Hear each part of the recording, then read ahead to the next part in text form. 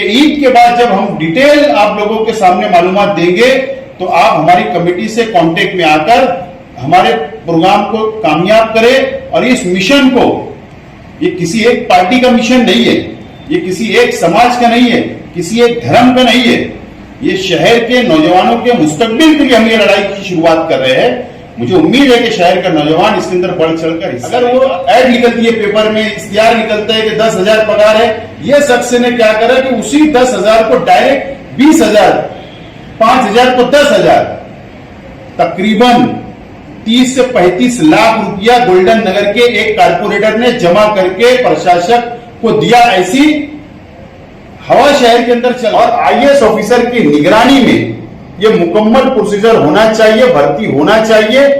ये प्रशासक और कमिश्नर के वक्त में ये भर्ती नहीं होना चाहिए। वहां पर इनके ऊपर संगीन इल्जाम लगाए गए, इनका वादग्रस्त ही हमेशा उनका पीरियड रहा है और हम लोगों को भरोसा और विश्वास नहीं है। 14 फरवरी 2023 को मालेगांव महानगर पालिका, मालेगांव म्युनिसिपल कॉर्पोरेशन में 682 पद की मेगा भर्ती का परमिशन मंजूरी हुकूमत महाराष्ट्र ने मालेगांव म्युनिसिपल कॉर्पोरेशन को दिया। ये टेम्परवरी जॉब नहीं है, ये परमानेंट जॉब है।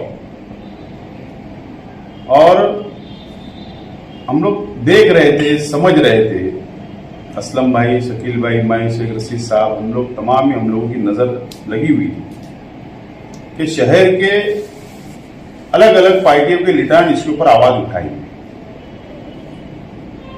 लेकिन ऐसा कुछ नजर नहीं आया, ना ऐसा कुछ हुआ। मालेगांव शहर की तारीखी भर्ती होने वाली है, इससे पहले कभी भी नहीं हुई इतनी बड़ी भर्ती। हम लोगों ने डिमांड किया है हुकूमत महाराष्ट्र से,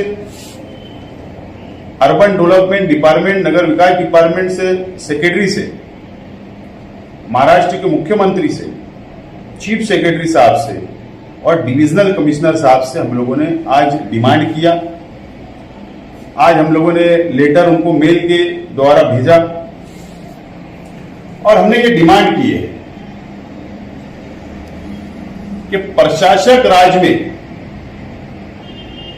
मालेगांव म्युनिसिपल कमिश्नर के राज में या इनकी क़यादत के अंदर ये मेगा भर्ती नहीं होना चाहिए। हम लोगों ने जो कारण दिया है, जो वजह बताई है, हमारे शहर के कमिश्नर, प्रशासक साहब जहां जहां भी इससे पहले ड्यूटी पर थे, चाहे वो थाना डिस्ट्रिक्ट में रहे हो, चाहे वो नासिक डिस्ट्रिक्ट में रहे हो, या महाराष्ट्र के अलग अलग शहरों में उन्होंने जो भी ड्यूटी को अंजाम दिया, तो वहां पर इनके ऊपर संगीन इल्जाम लगाए गए। इनका वादग्रस्त ही हमेशा उनका पीरियड रहा है और हम लोगों को भरोसा और विश्वास नहीं है। किसी सियासी आदमी के दबाव में ये काम की शुरुआत हो चुकी है अंदरूनी तौर पर, और इसलिए हमने ये डिमांड किया कि हुकूमत महाराष्ट्र आईएएस ऑफिसर को मालेगांव का प्रशासक बनाकर भेजे जब तक इलेक्शन नहीं होता, और आईएएस ऑफिसर की निगरानी में ये मुकम्मल प्रोसीजर होना चाहिए, भर्ती होना चाहिए। ये प्रशासक और कमिश्नर के वक्त में ये भर्ती नहीं होना चाहिए, ये हमने डिमांड किया। हमको शक है कि अल्पसंख्यक समाज, माइनॉरिटी समाज के साथ नाइंसाफी शहर के अंदर अगर ये प्रशासक के दौर में हुआ तो हो सकती है, हमको शक है। इसके लिए चाहे वो मुस्लिम हो, चाहे वो दलित हो, अल्पसंख्यक हो, ओबीसी हो, या अदर कोई भी समाज हो, चाहे वो कोई भी जात धर्म के हो, इसके अंदर कोई जात और धर्म की बात नहीं है। लेकिन जो हकदार होंगे, जो एजुकेशन जो बच्चों के पास होगा, जो बच्चे टैलेंट होंगे, हो सकता हो गरीब हो, वो मोटी रकम ना दे सके, इसके लिए उनके साथ नाइंसाफी हो सकती। इसके लिए आईएएस ऑफिसर की निगरानी में यह भर्ती होना चाहिए, क्योंकि इस कमिश्नर और जो प्रशासक है, ये कमिश्नर और प्रशासक, इन्होंने मानधन टेम्पररी जॉब के लिए 6 महीने की वैकेंसी निकलती है, 9 महीने की निकलती है, और एक अमाउंट, एक पगार फिक्स होता है। अगर वो ऐड निकलती है पेपर में, इश्तिहार निकलता है कि 10,000 पगार है, ये शख्स ने क्या करा कि उसी 10,000 को डायरेक्ट 20,000, 5,000 को 10,000, तकरीबन 30 से 35 लाख रुपया गोल्डन नगर के एक कारपोरेटर ने जमा करके प्रशासक को दिया। ऐसी हवा शहर के अंदर चल रही है। अब वो गवर्नमेंट की कानूनी फीस भरी गई या और क्या, ये मुझे नहीं पता, इसकी जानकारी अभी मैं ले रहा हूं। इसके लिए हमको शंका है, शक है कि इंसाफ ये शहर की आवाम के साथ, ये शहर के नौजवानों के साथ, पढ़े लिखे नौजवानों के साथ में इंसाफ नहीं होगा। इसके लिए हमने यह डिमांड किया है। और ईद के बाद, फौरन ईद के बाद में असलम अंसारी साहब, शकील जानी बेग साहब और हमारी एक जो तजुर्बा रखते हैं इसके अंदर, एजाज उमर जैसे लोग और भी कई लोग, हम लोग एक कमेटी बना रहे हैं। उस कमेटी के जरिए शहर के, ये जो हमारे पास हमने पूरी कंप्लीट मालूमात लाई है, इसमें डॉक्टर भी है, इसमें टीचर भी है, इसमें इंजीनियर भी है, इसके अंदर सिटी इंजीनियर भी है, इसके अंदर प्लम्बर भी है, इसके अंदर अलग अलग डिपार्टमेंट है, फायर के अंदर काम करने वाले भी है, बहुत सारी पूरी कैटेगरी हमारे पास है।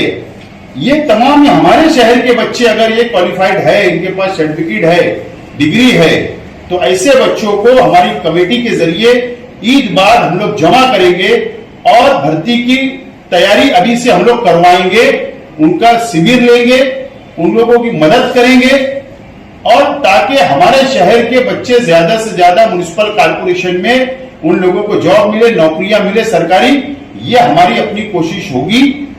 इसके लिए मैं शहर के नौजवानों से, शहर की आवाम से अपील करता हूं कि ईद के बाद जब हम डिटेल आप लोगों के सामने मालूमात देंगे, तो आप हमारी कमेटी से कांटेक्ट में आकर हमारे प्रोग्राम को कामयाब करें। और इस मिशन को, ये किसी एक पार्टी का मिशन नहीं है, ये किसी एक समाज का नहीं है, किसी एक धर्म का नहीं है, ये शहर के नौजवानों के मुस्तकबिल के लिए हम ये लड़ाई की शुरुआत कर रहे हैं। मुझे उम्मीद है कि शहर का नौजवान इसके अंदर बढ़ चढ़कर हिस्सा लेगा। अगर ये लेटर देने के बाद भी हमारी डिमांड को नहीं माना गया, तो ईद के बाद में नौजवानों के साथ में पढ़े लिखे नौजवान जिनके पास डिग्रियां हैं, जो जॉब की तलाश में है, जो बेरोजगार है, उनको लेकर एक बहुत बड़ा एहतजाज ये शहर के अंदर किया जाएगा। आज की प्रेस कॉन्फ्रेंस मुख्तसर मैं आज आप लोगों को इस मौके के ऊपर ये बोलना चाहता हूं, ये ऐलान